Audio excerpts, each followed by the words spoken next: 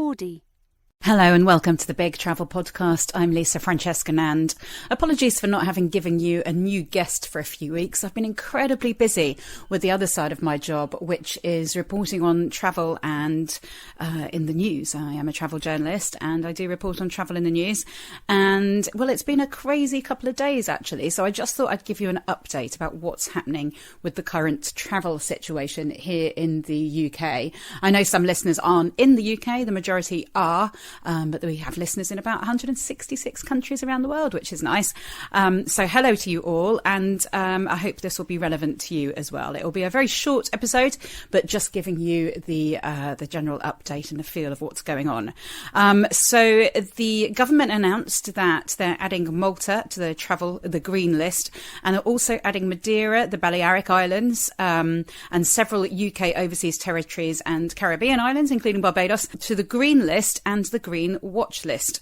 Israel and Jerusalem have been added to the green watch list as well. So the watch list is a new thing. It's something they talked about before and said that they might implement, but they didn't do 3 weeks ago. And it basically means it's a green flashing zone. So it might turn amber at any point. So the only destination that's now on the just green list, the new destination, is Malta. The rest presumably can change at any time. But I do believe that will become of no surprise to people. For people, for example, who flew to Portugal 3 weeks ago thinking it was going to be okay, and then because it was on the green list, and then suddenly it changed amber. So I think we're all in with the knowledge at the moment that actually green doesn't mean it's always going to be green, but they're trying to implement this green watch list so we can see what's kind of green and what's a bit iffy. So it means that you can, from the 30th of June, go on holiday to the Balearic Islands, to Ibiza, to Mallorca, to Menorca, beautiful places, to Malta and other countries, and not have to quarantine on return. The amber list means you have to quarantine for 10 days and the green list means you don't, although you still do have to do a PCR test, although not as many as you have to do with the amber list. And the red list, just to update you, you're not going anywhere, and if you are, you're staying for 10 days in a nice hotel outside an airport, which I've looked at people's photos of them, it looks pretty hideous. So that's the update at the moment. What they also said, the Right Honourable Grant Shapps MP, as he is, he also said that because we've had such a successful vaccination programme here, they reckon that later in the summer, UK residents who are fully vaccinated will not have to isolate when travelling back from amber list countries. So this is very frustrating for anyone who wants to travel, and also for the travel industry, which is dying a death at the moment and incredibly worried. You know, there are hundreds of thousands of jobs at stake, not just in aviation and in travel, but in all the industries and businesses that trickle down from that. Those who need to travel for work, everyone down to like the taxi drivers near the airports, the sandwich shop people, the news agents, all these people are struggling. If you go into central London at the moment, and indeed Brighton here where I live, it's busy on the weekends and in the peak periods, but other times there's a lack of tourists. You know, we forget that we actually need people into this country as well, you know, as well as people going elsewhere. We do really need people and we need to get things moving. So back to the vaccination thing, Grant Shapps said later in the summer. What on earth does that mean? I mean, seriously, what on earth does that mean? So the next review is due in 3 weeks' time. I'm hoping we're going to get some information before that, if not from that date. Now, you might be asking me, should you book a holiday? And I really think that depends on your own personal circumstances. I have booked to go to Spain. I only have to book flights because I'm staying with my family over there, and I will be going there for a month for the whole of August.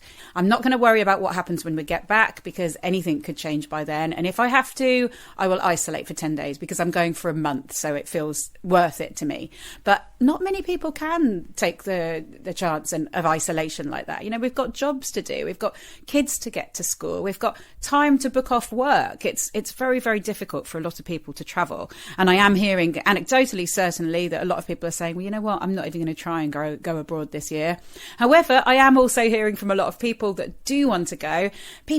There's no shame in wanting a holiday. It's been a very tough 16 months, is it now, for many people. And there's a lot of holiday shaming going on. People saying, well, you actually shouldn't be going on holiday in the middle of a global pandemic. But one, we have the rates very much under control at the moment. I know that the Delta variant is rising in the UK. I'm not a scientist, but I do know that we're testing a lot more than other countries who have lower rates. So it's not really comparable. The vaccination is going amazingly. We've got comparatively few hospitalizations and deaths at the moment. Sad as every single one of them are, it's really, really low at the moment. So there's no shame in wanting a holiday. People who are going on holiday are key workers, are nurses and doctors, and people that have lost people to COVID or people that have got long COVID. They're just ordinary, everyday people. But also, it's not just about a holiday, is it? People travel for so much more these days, so much more.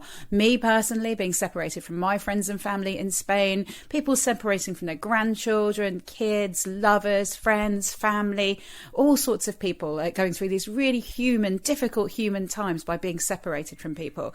And businesses, of course, like I said, business travellers, sports people, getting things moving is a real priority. I'm aware we need to do it safely, but we need to do it because we cannot continue like this. COVID is going to be with us for a long time. We're going to have to learn to live with it. I'm no anti-lockdown person. I'm absolutely no anti-lockdown. I believe that we've done a great job, all of us, but now is the time to save people's holidays, people's mental health, people's last days with friends and families, people's weddings, people's businesses, people's livelihoods. We absolutely need to get things moving. A lot of people are also asking me why are certain countries still on the amber list, like the USA, which is really doing well with vaccine rates and more, and Germany, which is pretty low, Spain, they're all lower than here in the UK. And I think it's very, very frustrating. And one of the things the travel industry is calling for is more clarity about the data. The data that we can see, and I do look at it, shows that, for example, this is a few days ago, but Spain had a coronavirus rate of 50 in every 100,000. And ours was double that.